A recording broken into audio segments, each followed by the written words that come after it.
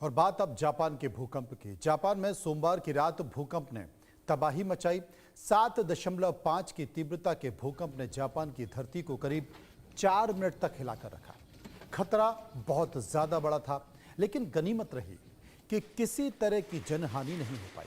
हालांकि 33 लोग घायल हो गए और करीब 2700 घरों की बिजली पूरी तरह से ठप हो गई। लेकिन यह संकट अभी भी नहीं टला है।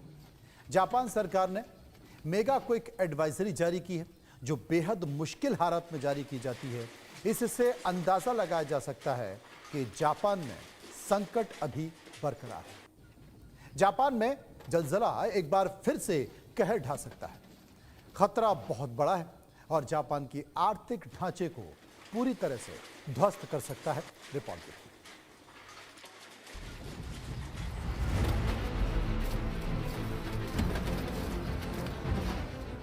9 दिसंबर की रात जापान की धरती एक बार फिर डोली। ऐसी डोली कि करीब 4 मिनट तक जापान को पूरी तरह हिलाकर रख दिया। 7.5 की तीव्रता वाले इस भूकंप ने भयंकर तबाही मचाई। 33 लोग घायल हो गए, जबकि भारी भरकम नुकसान भी हुआ। मौसम विभाग ने जापान के लोगों को अलर्ट रहने के लिए कहा। साथ ही अगले कुछ दिनों में 8 या उससे ज्यादा तीव्रता के भूकंप आने की चेतावनी जारी की। बेशक इस भूकंप में कोई जनहानि नहीं हुई, लेकिन खतरा इतना जबरदस्त था कि लोग घरों से बाहर निकल गए। आपको बता दें कि आमतौर पर जापान में लोग भूकंप आने पर घरों से बाहर नहीं निकलते हैं, क्योंकि वहां भूकंप आना एक सामान्य घटना की तरह है। लेकिन सोमवार को आए भूकंप ने हर किसी को दहशत में डाल दिया। भूकंप कुछ सेकंड के लिए नहीं, बल्कि 3 से 4 मिनट तक रहा, जिसने लोगों को घरों से बाहर निकलने पर मजबूर कर दिया। हालांकि जापान में एक अलर्ट सिस्टम लगाया गया है, जो भूकंप आने पर लोगों को अलर्ट कर देता है। अलर्ट मिलते ही लोग सुरक्षित स्थानों पर चले जाते हैं और उनकी जान पर खतरा काफी कम हो जाता है। लेकिन इस बार आए भूकंप ने हर किसी के दिल में डर बिठा दिया है। जापान के ओमोरी प्रांत के पास सोमवार रात करीब 11:15 बजे 7.5 तीव्रता का भूकंप आया। पहले इसकी तीव्रता 7.6 बताई गई थी, लेकिन बाद में इसे 7.5 तीव्रता का बताया गया। भूकंप का केंद्र जापान के तट से 70 किलोमीटर दूर समुद्र में 50 किलोमीटर की गहराई में था। जापान की मौसम विज्ञान एजेंसी ने आओमोरी, इवाते और होकाइडो प्रांतों के लिए सुनामी की चेतावनी जारी की थी। भूकंप से कई घरों को नुकसान पहुंचा और कई गाड़ियां भी फंस गईं। करीब 2700 से ज्यादा घरों की बिजली गुल हो गई थी। लोग बिना बिजली के कड़ाके की ठंड में रहने को मजबूर हो गए।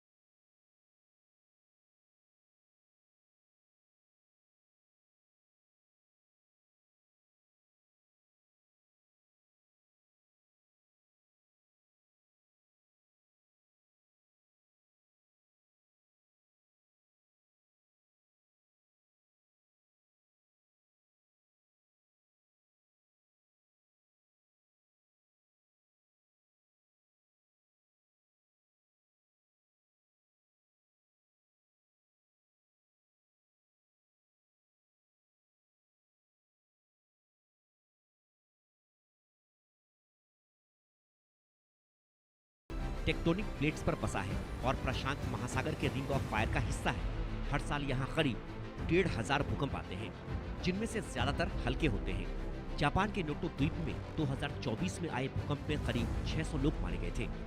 2011 में 9 तीव्रता के भूकंप और सुनामी ने 18,000 से ज्यादा लोगों की जान ले ली थी। जापान में सबसे ज्यादा भूकंप आते हैं। आप ये भी जान चुके हैं कि आखिर जापान में इतने भूकंप क्यों आते हैं। अब आपको जापान के सबसे विनाशकारी भूकंप के बारे में बताते हैं। 11 मार्च 2011 को 9 तीव्रता का भूकंप आया, जो आधुनिक इतिहास में सबसे खतरनाक भूकंप था, क्योंकि सुनामी की लहरें 133 फीट ऊंची उठी थी। 1 सितंबर 1923 को ओशिहामा आइलैंड पर 7.9 तीव्रता का भूकंप आया था। ये भूकंप करीब 4 मिनट तक रहा था, जिसमें 1,43,000 लोगों की जान चली गई थी। भयंकर विनाश के कारण इस दिन को जापान में डिजास्टर मैनेजमेंट डे घोषित कर दिया गया। 15 जून 1896 को जापान में 7.2 तीव्रता का भूकंप आया था, जिसका सबसे ज्यादा असर थोकु प्रांत में हुआ था। उस वक्त सुनामी की लहरें करीब 125 फीट तक उठ गई थी। इस भयंकर भूकंप में 22,066 लोग मारे गए थे। 20 सितंबर 1498 को 8.6 तीव्रता का भूकंप आया था, जिसका कारण दैत्याकार कैटफिश को बताया गया। भूकंप में करीब 31,000 लोगों की मौत हुई। अब सवाल ये उठता है कि क्या जापान में एक बार फिर जलजला आने वाला है? जापान में एक बार फिर भारी तबाही होने वाली है? क्या जापान में फिर से हजारों लोगों की जान जाने का खतरा है? क्योंकि इतिहास गवाह है, जब जब विनाशकारी भूकंप आया है तब तब जापान में हजारों लोगों की जानें गई हैं। हालांकि जापान के भूकंप अलर्ट सिस्टम से लोगों की जान का जोखिम कम हो जाता है, क्योंकि वो सिस्टम वक्त रहते ही लोगों को अलर्ट कर देता है। बावजूद इसके भूकंप और सुनामी का खतरा अभी बरकरार है। सरकार इस खतरे को भांप रही है, इसलिए मेडाक्वेक एडवाइजरी जारी की गई है।